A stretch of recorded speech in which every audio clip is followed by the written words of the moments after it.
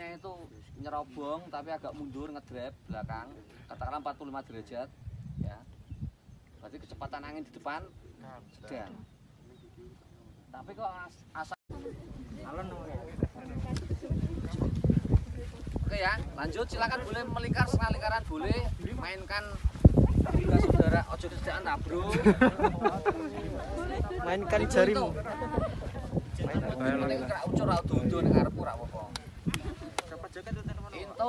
Assalamualaikum warahmatullahi wabarakatuh. Perkenalkan, nama saya Arjun Aja. Ini 62114180077. Pada kesempatan kali ini saya akan menjelaskan tentang peralatan olahraga para layang.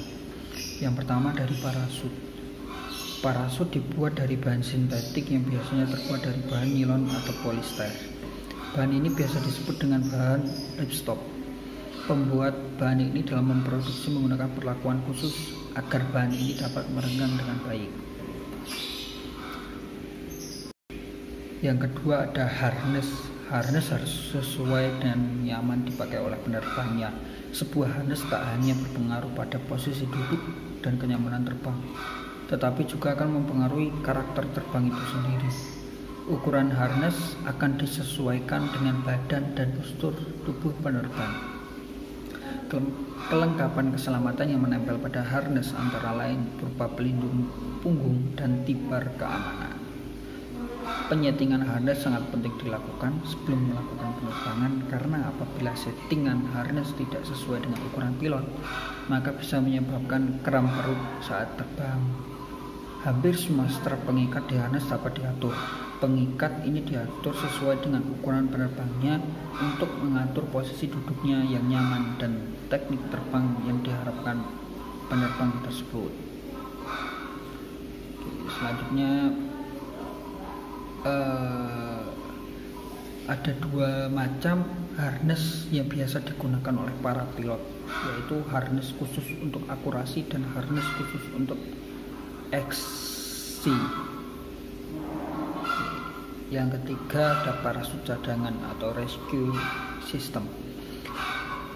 Sebuah payung cadangan terdiri dari kantong pengembang luar yang dipasang menyatu pada harness dan kantong mengembang dalam yang berisi sebuah parasut serta parasut cadangan itu sendiri. Lalu tali penghubung parasut cadangan juga dilengkapi dengan tali tengah yang akan membuat parasut cadangan memiliki bentuk yang khusus.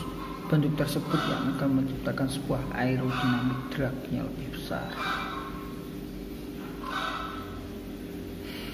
Perlengkapan parasut cadangan jika sebuah para layang masuk ke situasi yang tidak bisa terkendalikan lagi karena kolaps atau tabrakan dengan pesawat lain, maka parasut cadangan itu harus segera dilepaskan dan dikembangkan.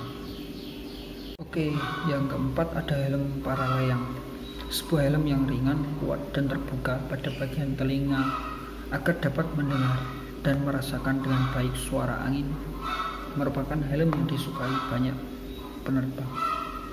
Helm wajib digunakan oleh penerbang. Selain untuk melindungi kepala dari panasnya terik matahari, helm juga berguna untuk melindungi kepala dari benturan apabila penerbang mengalami kecelakaan. Yang kelima ada sarung tangan para layang. Sarung tangan digunakan untuk melindungi tangan agar tetap safety dan mencegah cedera saat melakukan penerbangan, terutama saat melakukan manuver ketika di atas awan karena tali atau research para layang yang kasar yang bisa membuat tangan perih dan kasar apabila tidak memakai sarung tangan. Yang keenam ada sepatu para layang. Sepatu harus dapat melindungi ankle.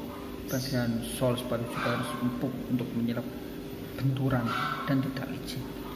Sol sepatu terbuat dari bahan yang elastis sehingga saat dipakai landing sesuai penerbangan tidak sakit. Yang ketujuh ada HT atau radio. HT atau radio digunakan penerbang untuk komunikasi dua arah. Radio digunakan untuk komunikasi agar penerbang berjalan dengan lancar. HT dilengkapi dengan sinyal frekuensi yang dipatukan oleh frekuensi penerbangan dari satelit 149.390 untuk para layang.